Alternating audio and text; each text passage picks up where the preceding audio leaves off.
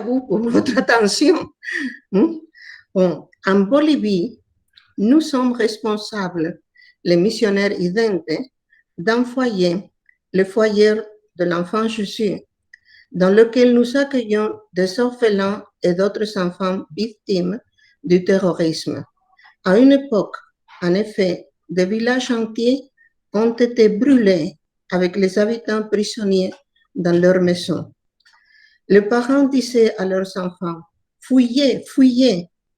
Nous avons parfois reçu plusieurs frères et sœurs entre 5 et 10 ans qui tremblaient et pleuraient, se tenant la main, après avoir passé 3 jours dans la forêt sans nourriture, perdus, sans repère, complètement effrayés. J'ai accompagné notre président à plusieurs reprises lorsqu'il allait visiter ce foyer. Quand nous arrivions, les enfants nous embrassaient, surtout les petits, et ils s'asseyaient à plusieurs sur nos genoux. Je pense que pour eux, c'était comme voir leurs grands-parents, je pense. Les grands-parents sont encore jeunes là-bas, plus qu'en Europe. Nous avons participé avec eux à des athénées, sorte de veillées au cours desquelles chacun offre aux autres ce qu'il sait faire de mieux. Chanter, danser, réciter des poèmes, etc.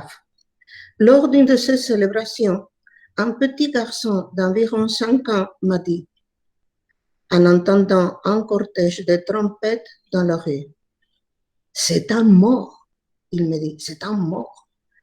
En effet, c'est ainsi qu'ils enterrent les personnes là-bas. Je lui ai dit, « Nous avons un frère de plus au paradis. » Il est resté sérieux pendant plus de 5 minutes sans parler, sans dire rien. Puis il m'a demandé, « Tu crois que mon père va continuer à frapper ma mère au paradis ?» Bon, je lui ai dit, bien sûr que non. Cela n'arrive plus là-bas. Il n'y a pas que de l'amour au paradis. Là-haut, ton père se sera converti. Il a sûrement déjà embrassé ta mère et ta mère lui aura pardonné. Je suis par la suite que son père battait tellement sa mère qu'elle n'a pas pu résister. Et elle a fini par s'empoisonner avec un produit pour tuer les rats. Elle est morte dans des souffrances épouvantables devant ces 2 autres enfants, un peu plus âgés, qui vivaient également avec nous dans notre foyer. Des années plus tard, nous leur avons de nouveau rendu visite. Ces garçons avaient une dizaine d'années et ils désiraient me rencontrer.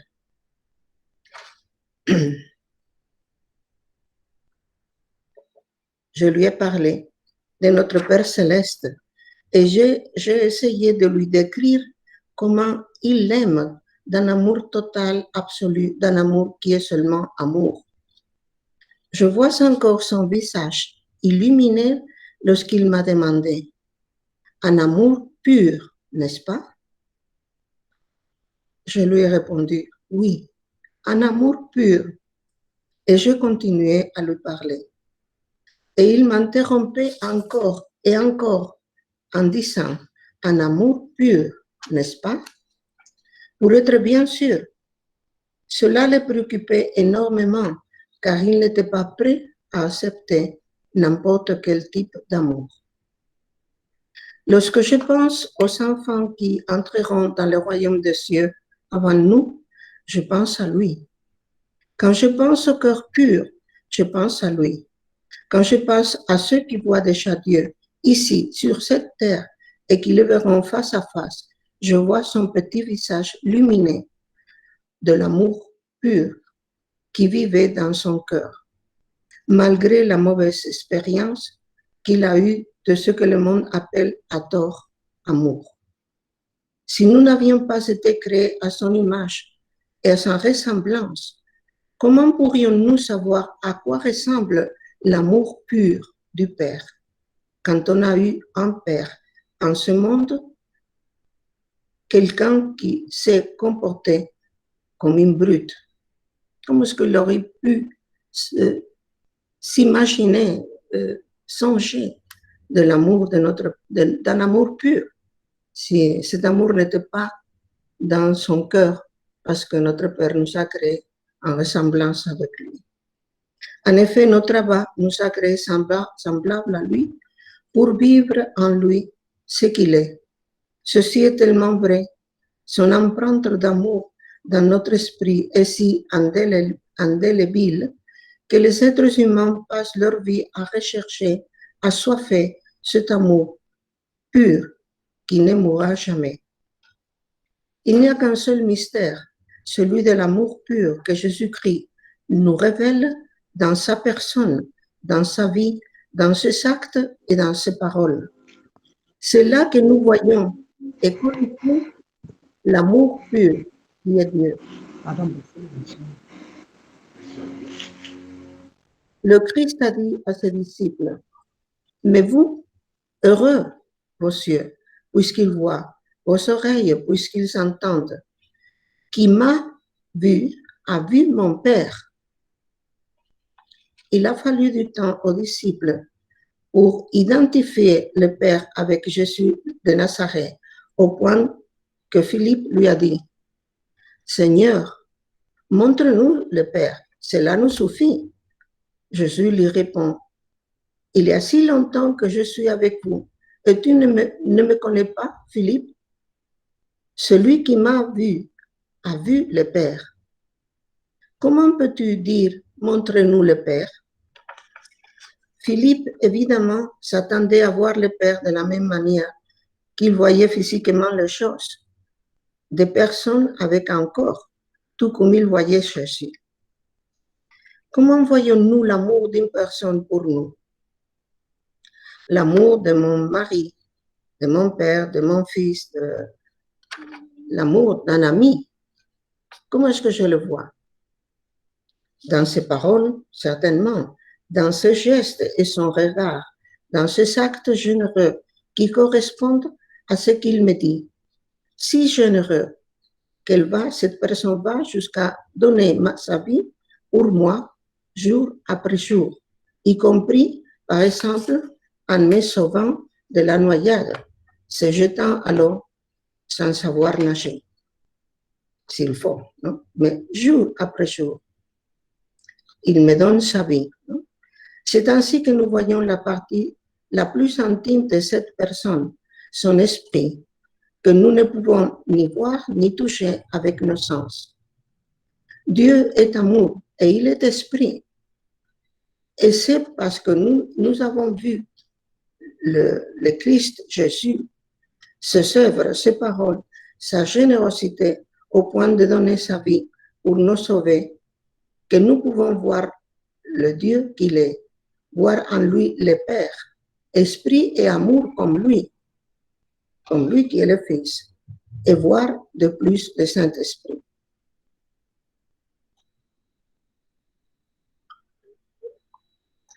Les saints, cette foule immense que personne ne pouvait dénombrer, de toute nation, race, peuple, langue, ce que nous avons vu dans la description de l'Apocalypse, devant le trône de l'agneau, ce qui pourrait être toi, moi, chacun de nous, ou nous tous, vêtus de robes blanches, purifiés en âme et en esprit. Ce sont ceux qui ont permis à l'Esprit Saint de transformer leurs mauvaises pensées en pensées selon le Christ, et leurs sentiments égoïstes, colériques et orgueilleux en des sentiments doux, humbles et obéissants du Christ, et qui ont blanchi leurs robes.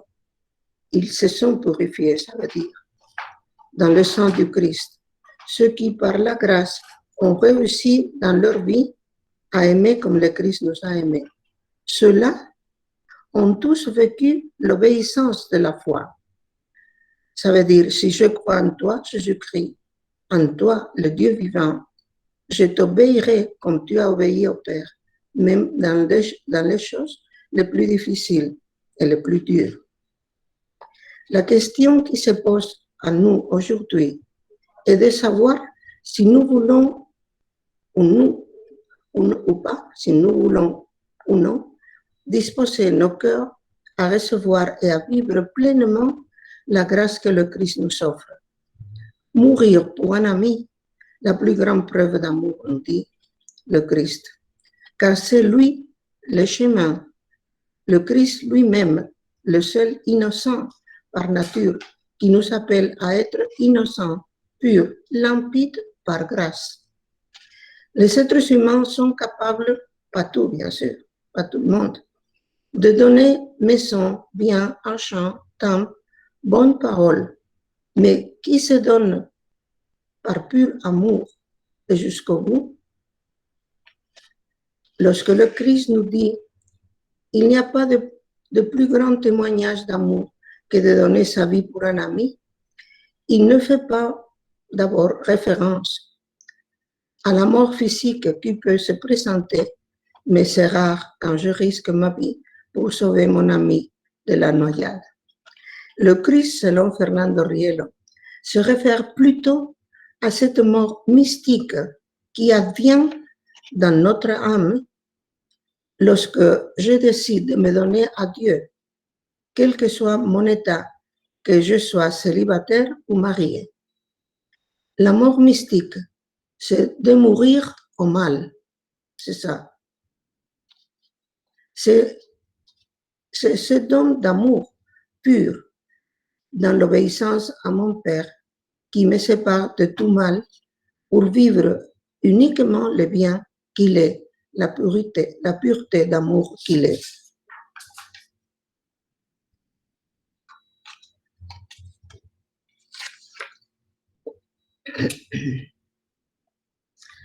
Voilà ce que le Christ offre à tous ses frères lorsqu'il dit « Heureux le cœur pur, car ils verront Dieu ».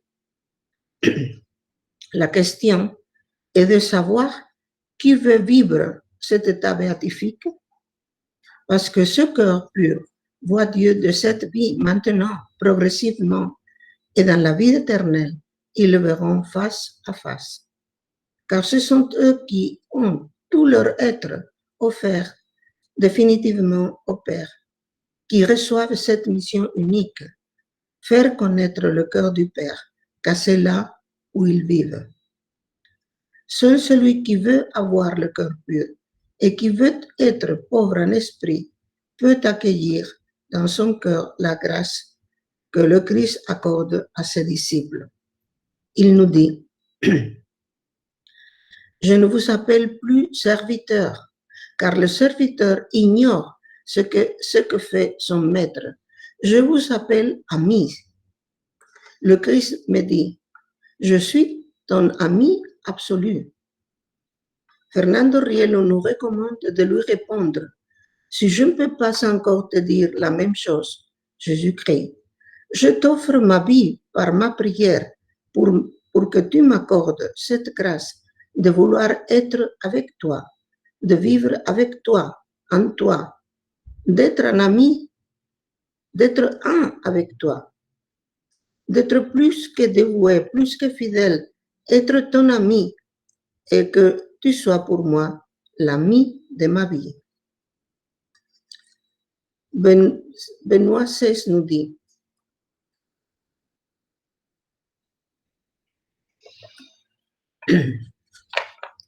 les béatitudes ne sont pas de simples recommandations morales dont l'observance prévoit une récompense au temps fixé. Être l'ami du Christ n'est pas une récompense par les bonnes choses que j'ai été. C'est un don gratuit de lui. Ce n'est pas un paiement. Et il continue en disant en temps normalement situé dans l'autre vie. Non, ce n'est pas ça. C'est-à-dire une situation de bonheur futur. Non. La béatitude, bien sûr, de bonheur futur, bien sûr, mais la béatitude consiste plutôt à l'accomplissement d'une promesse adressée à tous qui se laissent guider, à tous ceux qui se laissent guider par les exigences de la vérité, de la justice et de l'amour. C'est pourquoi je disais d'obéir Dieu. C'est l'obéissance de la foi. Je crois en lui, je veux l'obéir. Il a ces exigences, la vérité a une exigence. Et la justice et l'amour aussi. Et Benoît continue à nous dire, ceux qui se confient à Dieu et à ses promesses sont souvent considérés par le monde comme naïfs ou éloignés de la réalité. Et c'est la fin de la citation de Benoît XVI. C'est ce que nous dit le catéchisme de l'Église catholique. Bienheureux le cœur pur, parce qu'ils verront Dieu. Certes, selon sa grandeur et son inexprimable gloire, nul ne verra Dieu et vivra, car le Père est insaisissable, dit la Bible. Mais selon son amour, sa bonté envers les hommes et sa toute-puissance, il va jusqu'à accorder à ceux qui l'aiment le privilège de voir Dieu. Car ce qui est impossible aux hommes est possible à Dieu. Fin de la citation du catéchisme. Vous vous souvenez peut-être que Saint-Exupéry, dans son Petit Prince, nous disait « L'essentiel est invisible avec les yeux ». Bon, je vais vous raconter une autre histoire. Aujourd'hui, ce sont des histoires, vous voyez. Une autre histoire qui s'est passée entre un garçon de 8 ans, c'est le neveu d'une de nos sœurs missionnaires identes, espagnole, et qui maintenant est à Salamanca, et son camarade de classe. Un jour, celui-ci lui demande « Est-ce que tu crois en Dieu ?» Il répond « Oui, bien sûr ». Et l'autre enfant continue « Mon père ne veut pas que je croie en Dieu parce que personne ne peut le voir. Et il m'offrira même une console si je ne crois pas en lui. » L'ami lui répondit « Tu crois à l'air ?» Le deuxième garçon dit « Évidemment ». Le premier continue « Et pourtant, tu ne vois pas l'air non plus, n'est-ce pas? Mais tu sais qu'il existe parce qu'il fait bouger les feuilles des arbres et les rideaux de ta fenêtre, pas vrai? Eh bien, Dieu fait bouger mon cœur et le tien aussi. Comme nous le voyons, nous n'avons pas besoin d'étudier la théologie pour voir Dieu. Il nous suffit de croire. Ça, ce n'est pas ce que le garçon dit.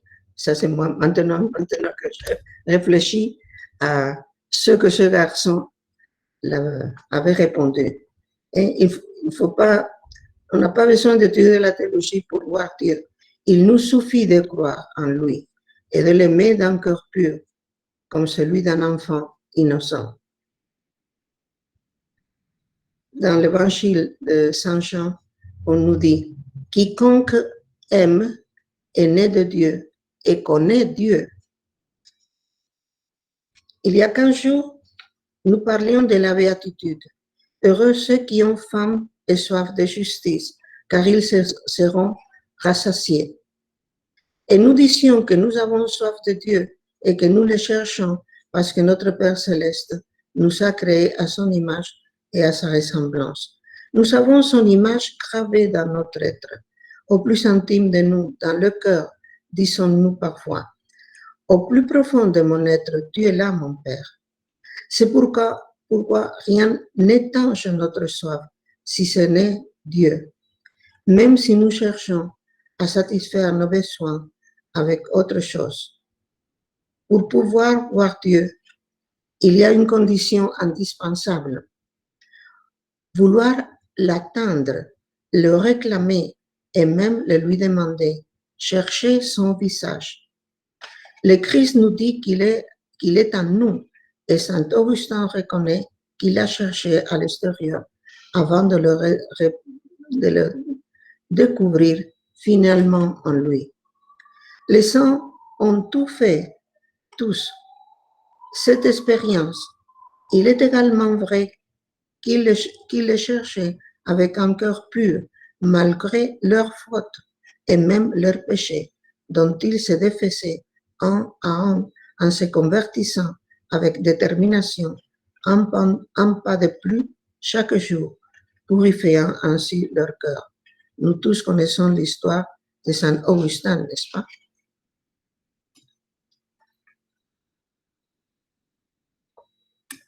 Que puis-je donc dire de ceux qui disent ne pas voir mon Père, nous dit Fernando Rielo.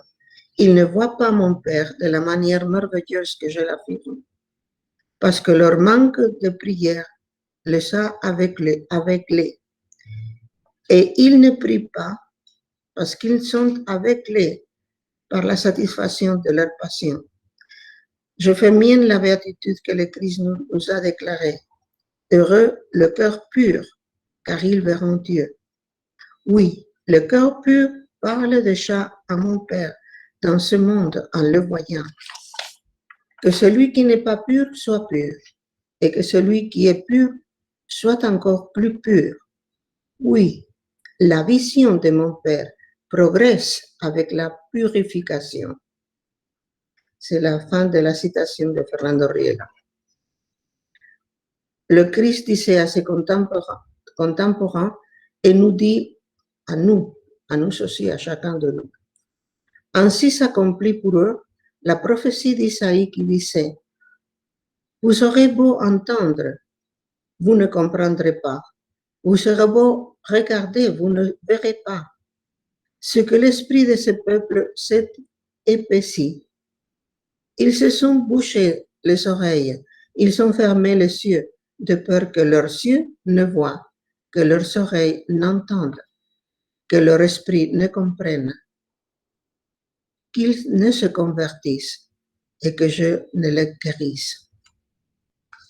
Si j'ai le cœur sourd et que je ferme les yeux pour ne pas voir l'évidence de la personne divine qui est Jésus-Christ, et si je ne veux pas me convertir ni me laisser guérir par lui, parce que je vais continuer à nourrir mes vices, grands ou petits, alors je ne verrai tout simplement pas Dieu dans cette vie. Excusez-moi. L'Esprit Saint nous guide à trouver le visage de notre Père en nous donnant le don de la sagesse qui est le goût de Dieu, afin que nous puissions distinguer par ce goût le bien du mal. C'est-à-dire le bien a le goût de Dieu et le mal pas. Je peux savoir si cette circonstance, si cette action à moi ou à ce qu'a fait une autre personne a le goût de Dieu ou pas. Si je commence à m'y exercer, bien sûr. Ainsi, dans le livre de la sagesse, nous lisons « La sagesse est brillante, elle ne se flétrit pas, elle se laisse facilement contempler par ceux qui l'aiment, elle se laisse trouver par ceux qui la cherchent, elle prévient ceux qui la désirent en se faisant connaître la première. » Et voici ce que dit le Psaume 24.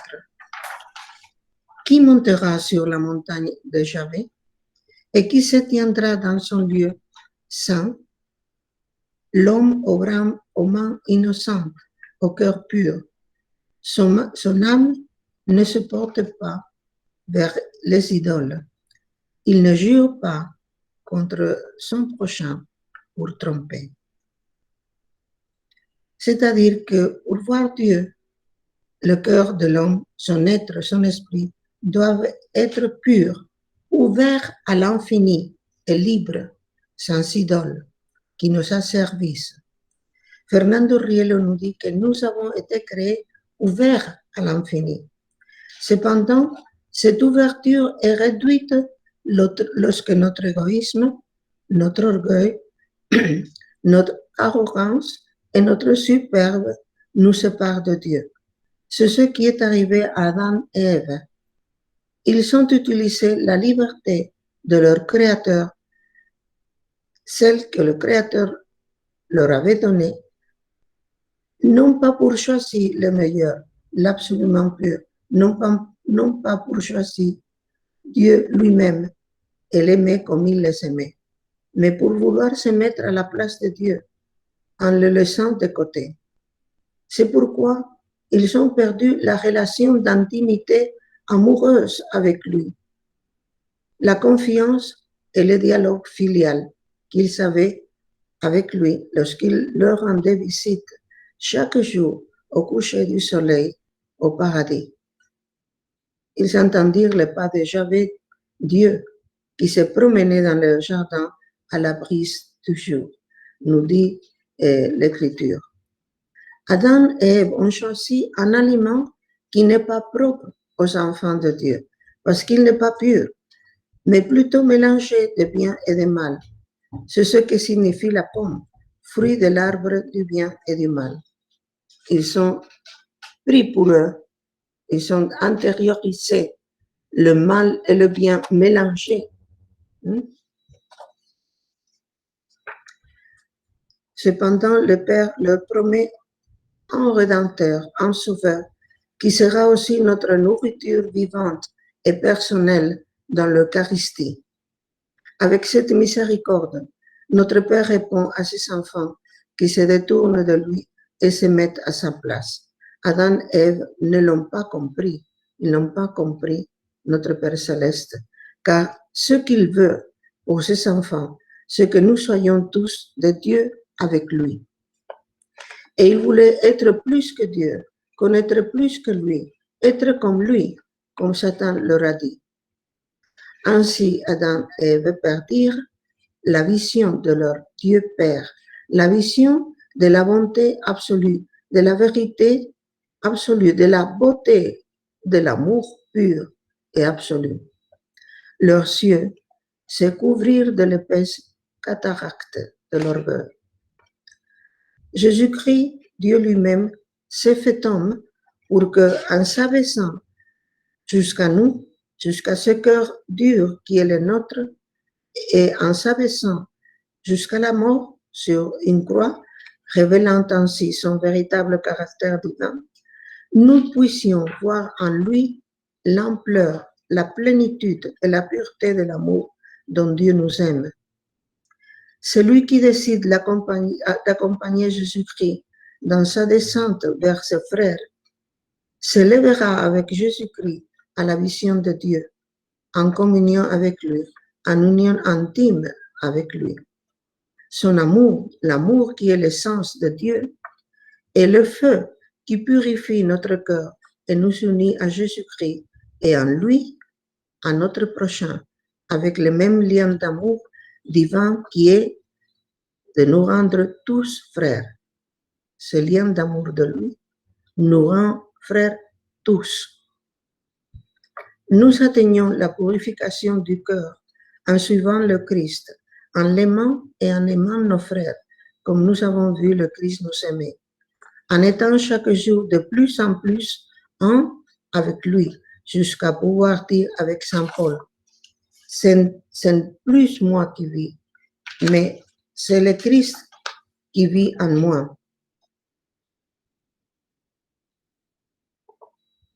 C'est la nouveauté de la vie mystique qui nous apporte Jésus-Christ. Étant Dieu, il s'est fait homme pour que nous, les hommes, devenions de Dieu. Andavan, je crois que tu m'entends, non? Tu te rappelles à Lille, lorsque tu me demandais à la leçon dans l'université de Lille, tu me demandais quelle est la différence entre la mystique qui apporte Jésus-Christ et les différentes mystiques d'autres religions. Tu te rappelles, n'est-ce pas? Et toi, ça s'appelle notre sœur Gabrielle, tu as fait une thèse doctorale sur un mystique musulman, n'est-ce pas? Bon, je crois que tu as bien compris la différence, mais ça c'est une leçon pour un autre jour. En tout cas, Jésus-Christ nous dit, c'est Saint Jean qui nous répète,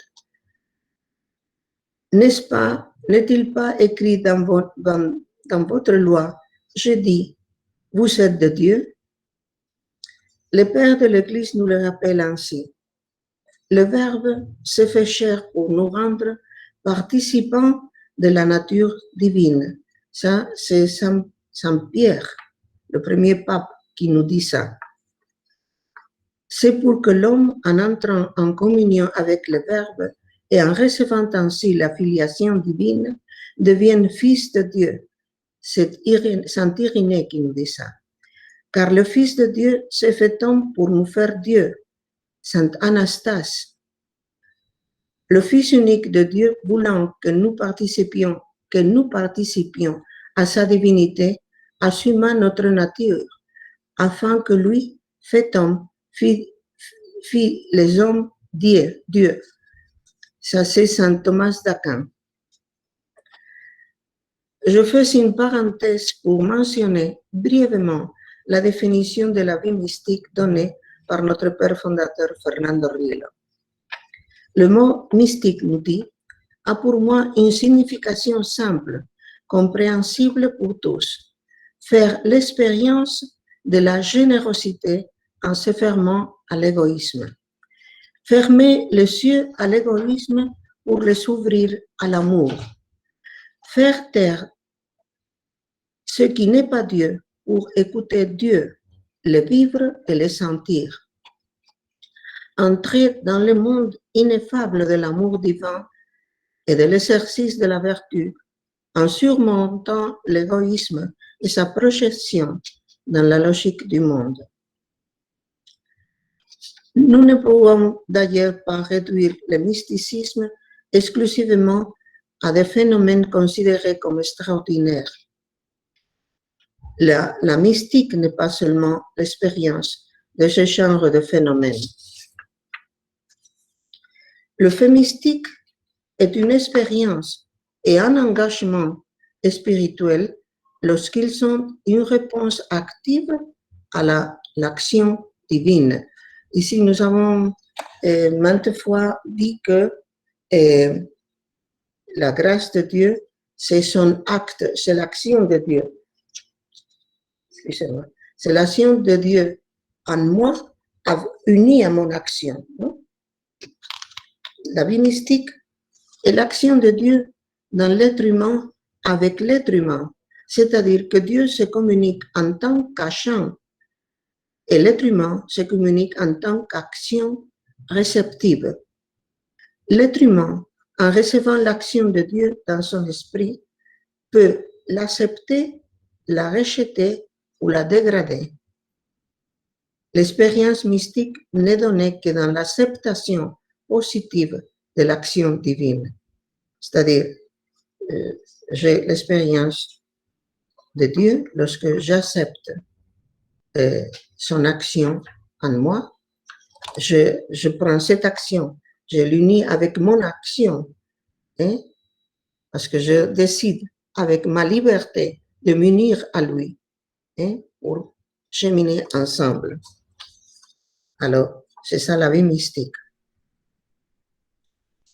La personne humaine est un être mystique parce que sa nature possède la capacité essentielle d'avoir une expérience positive et progressive de toutes les valeurs ouverture.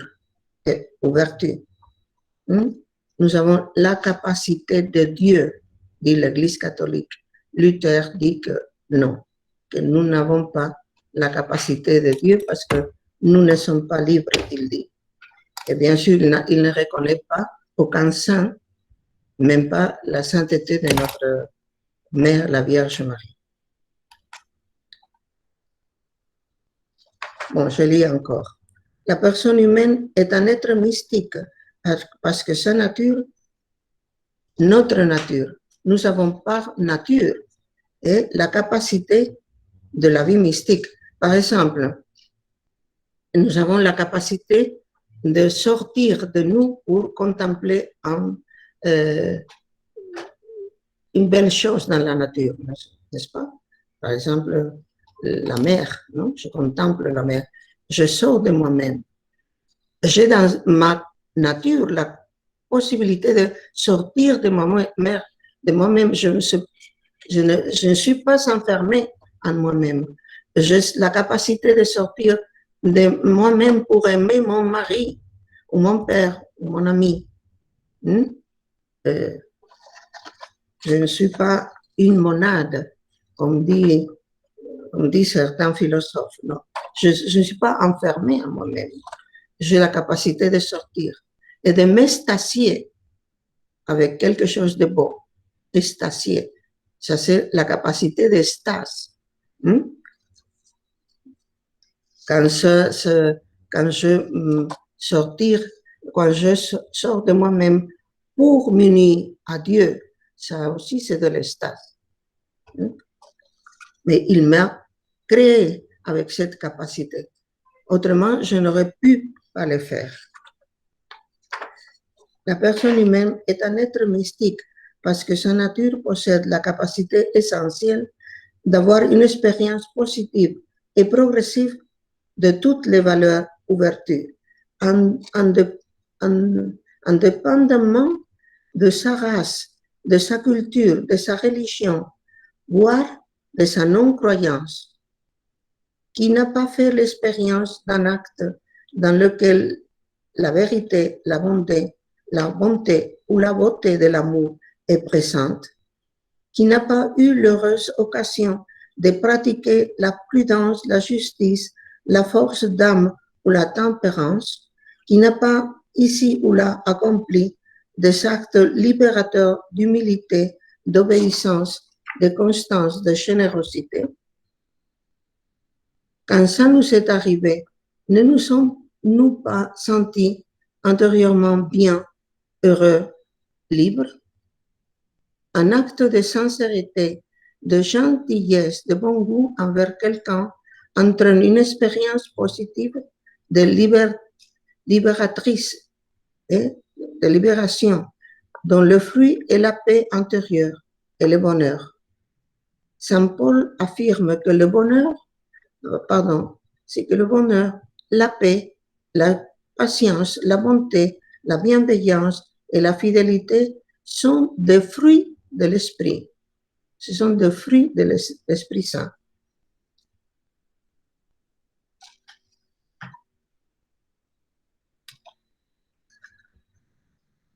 Notre Père fondateur nous parle de la prière d'union. Nous sommes capables, avec notre faculté unitive, c'est-à-dire par nature, nous avons par nature la capacité de m'unir avec quelque chose, avec quelqu'un, n'est-ce pas? Et bien sûr, avec cette capacité d'union, je peux m'unir avec Dieu. Nous sommes capables, avec notre faculté unitive, de nous unir à quelque chose, à quelqu'un, et aussi de nous unir à Dieu. Ou tout le contraire. C'est s'unir à Dieu, c'est une grâce qu'il nous donne pour nous unir à lui. Nous, avec notre liberté, nous choisissons. Mais nous devons savoir que qui n'est pas avec moi est contre moi, nous dit le Christ. Et qui n'amasse pas avec moi, dissipe. Et qu'est-ce qu'il dissipe? Sa vie. S'il pourrait vivre, sa vie qu'il pourrait vivre dans le Christ, qui est la lumière, la vivre avec lui, pour lui, comme nous le dit la prière de la messe. Avec lui, pour lui, en lui, nous disons à la messe. Ou bien en dehors de lui, dans l'obscurité, en dehors de lui, où notre corps se fane perdant la vie de l'essentiel. Nous verrons Dieu, nous dit Benoît XVI, lorsque nous entrerons dans le sentiment même du Christ. Et il se base aux Philippiens, la lettre de Saint Paul. La purification du cœur se produit, il continue à nous dire Benoît, se produit en suivant le Christ, en étant un avec lui. C'est la fin de la citation de Pablo Benoît. La voix de notre Père, de notre Abba, ne peut être entendue que dans le silence du cœur. Quand celui-ci ne pas s'occuper en lui-même, dans son arrogante autosuffisance, dans son égoïsme, dans son orgueil, ou bien à se comparer avec envie avec son frère. Quand il n'est pas occupé tant dans de grandes choses que dans les petits événements de chaque jour, de ce qui nous éloigne de notre Dieu, nous agrippons aux idoles de ce monde. Nous devons nous purifier de cela par la grâce du Saint-Esprit, qui est le sanctificateur, si nous répondons à cette grâce par le jeûne de ces vices. C'est le dialogue que j'ai constamment avec lui. Il me fait voir mon vice et je réponds précisément par le jeûne de ce vice. Dans un acte d'amour très pur et gratuit, comme pur et gratuit est son amour. C'est sortir de moi-même pour rencontrer Dieu. C'est la vie mystique que Jésus-Christ nous apporte pour nous attirer vers les trois personnes divines et nous unir à elles. Ce n'est que par la voie de l'amour, qui est l'essence de Dieu, que nous découvrons et voyons Dieu. Non pas avec les yeux du corps, mais avec notre cœur, ou plutôt avec notre esprit.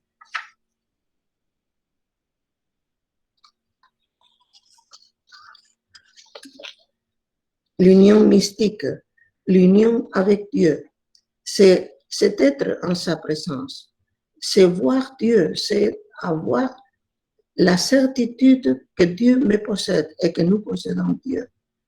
Voir Dieu, c'est avoir la vision des choses de Dieu. Ici, nous le voyons comme dans un miroir, nous dit Saint Paul, car nous voyons à présent comme un miroir, un énigme, mais alors ce sera face à face, nous dit.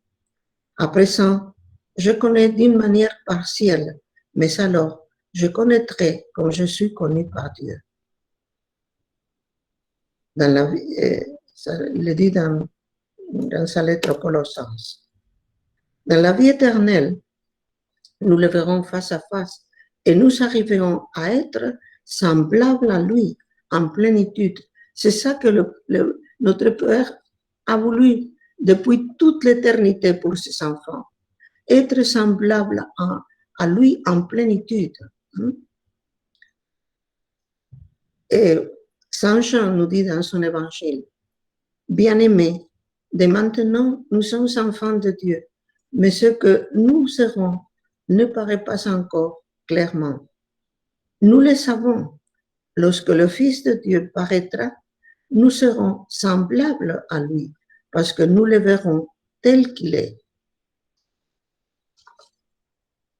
Même si je ne suis pas encore parfait, je ne suis pas saint, je le serai par la miséricorde de mon Père céleste, qui ne cesse de m'aimer. Je marche vers la sainteté par un seul chemin, Jésus-Christ. Il est mon chemin, ma vérité et ma vie. C'est pourquoi je sais que j'arriverai. Saint Paul en était certain. Il nous dit, j'ai combattu jusqu'au bout le bon combat. J'ai achevé ma course. J'ai gardé la foi.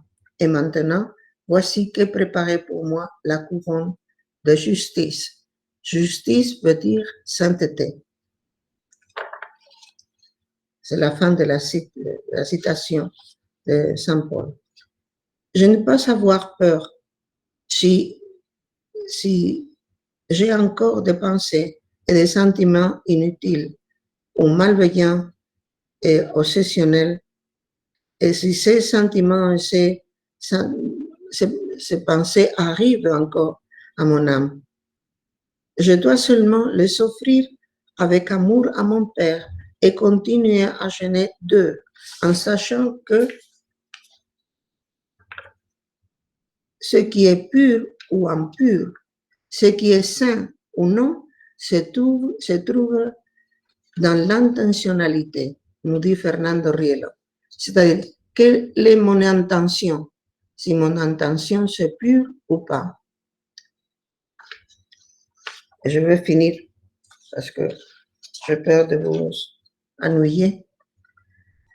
Que mon intention soit donc pure, malgré ces pensées ou sentiments qui me hantent et auxquels je ne m'unis pas. Pour notre consolation, voici ce que disent les neurologues et autres scientifiques. Chaque jour, environ 60 000 pensées me viennent à l'esprit, bon, plus qu'à l'esprit, à l'âme, non? À ma raison. Dieu merci, je ne suis pas consciente de toutes. Je pourrais devenir folle. De combien de mots nous libère la prière continue, qui est un état d'amour? Je sais aussi que je dois marcher avec une décision catégorique que j'ai prise. Et si je ne l'ai pas prise encore, je sais que je dois le faire le plus vite possible. C'est ainsi que Fernando Rielo décrit l'état dans lequel je dois marcher. Il nous dit dans un de ses poèmes, « Mon fils, gardez limpide de toute scorie les raisons de la vie. C'est l'art d'être un avec moi. » La grâce de Dieu n'est pas un acte de magie dans lequel Dieu accomplit totalement et en un instant une conversion en nous. Ce n'est pas ça. La conversion exige nécessairement notre foi. Il nous donne la grâce, mais nous devons mettre notre foi. Mais aussi l'acte obéissant et libre de l'être humain qui s'unit à l'acte de Dieu. Dieu ne s'unit pas à nous, ne se convertit pas, ne nous convertit pas et ne nous purifie pas sans la libre décision de l'être humain de s'unir à cette grâce et de la vivre. Cependant, malgré notre convoitise, c'est-à-dire la fascination que cherche le mal sur nous et dont nous pouvons gêner par la grâce sanctifiante, c'est le don de notre Frère divin Jésus-Christ. Nous savons que l'Esprit Saint me purifie et me sanctifie tout au long de ma vie, afin qu'un jour, Jésus-Christ nous présente au Père, orné de la pureté de cœur, pour pouvoir le voir face à face et être en vérité non seulement image, mais aussi ressemblance avec lui. En attendant, sur cette terre, j'ai une grande mission, un don que Jésus-Christ nous a laissé. Aller dans ce monde entier et proclamer l'Évangile à toute la création. L'apôtre doit vivre sur ce chemin de sainteté comme a vécu Jésus-Christ, afin de proclamer comme lui la bonne nouvelle, de telle sorte que ce qu'il dit soit ce qu'il essaie de vivre. C'est seulement ainsi, dans la plus grande innocence et honnêteté, que le Christ se rendra présent dans la mesure où l'apôtre fait ou dit quelque chose avec pureté de cœur. Et dans ce dialogue avec mon Père, que Jésus-Christ a retrouvé pour moi, Jésus-Christ a rétabli le dialogue que j'avais perdu avec le péché originel. Il a rétabli pour moi, pour toi, pour tous les êtres humains qui se laissent guider par l'Esprit Saint. C'est lui, l'Esprit d'amour de mon Père et de mon frère Jésus-Christ, qui me touche dans le cœur et me fait percevoir ce qui n'est pas encore pur en moi. Et je dois lui répondre en rêvant de l'absolument pur, nous dit Fernando Rielo, pour le vivre en rejetant loin de moi tout ce qui n'est pas pur. J'ai le pouvoir qui est la grâce de Dieu, de le faire librement. Et chaque fois que je vis le plus pur, je vois plus clairement le visage de mon Père. Et je vais finir avec une phrase de notre Père fondateur Fernando Rielo, qui nous dit « C'est si facile de voir Dieu, de voir la très sainte Trinité et de la voir de la façon dont c'est possible, mais en même temps qui est réelle et ineffable. Ce n'est pas de la même façon que dans la vie éternelle, mais c'est sublime. Et cela peut arriver avant que nous le sachions, ce que nous verrons plus tard face à face dans la pleine mesure de la récompense absolue de Dieu. Alors, merci beaucoup. Excusez-moi, ma gorge n'est pas aujourd'hui très bien, mais j'espère que vous auriez pu me comprendre. Merci.